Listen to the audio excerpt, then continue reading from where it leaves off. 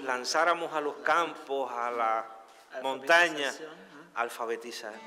Me voy debilitando lentamente, lentamente. Dulcinea von Toboso, oh Dame meines Herzens!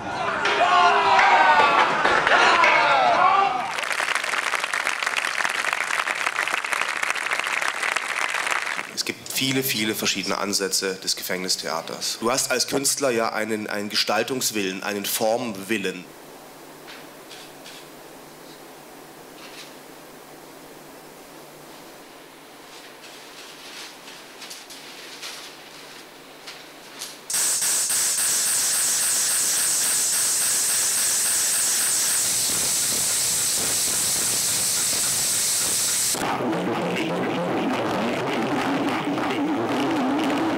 Se llama Cinema Total y se define a sí mismo como una plataforma de lanzamiento para el cine de Europa Central y del Este. Benavent y Geraldo Pardo, tres de los grandes maestros españoles de la fusión del flamenco y el jazz. Yo siempre he pensado que la música o los músicos transmitimos emociones. No creo que vuelva nunca más a escribir una novela sobre la guerra civil. Justamente esto es muy gracioso. Cuando tú acabas de escribir un libro sobre la guerra civil, en aquel caso, me mandaban historias, me convertí en una especie de pararrayos de la guerra civil. La víspera del día en que debían quemar a su tía Milagros, Selene se levantó antes del alba.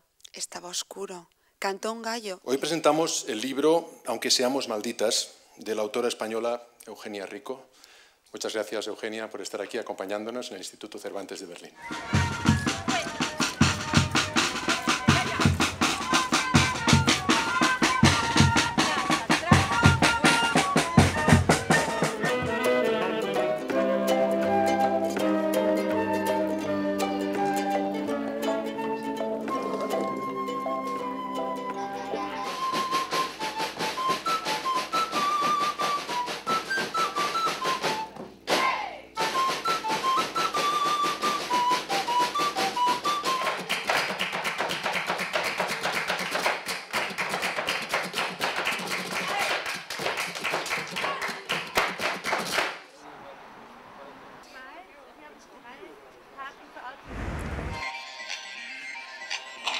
Guten Abend, meine Damen und Herren. Servus, guten Abend, Viktor, Martha und ihren Sohn Estefe.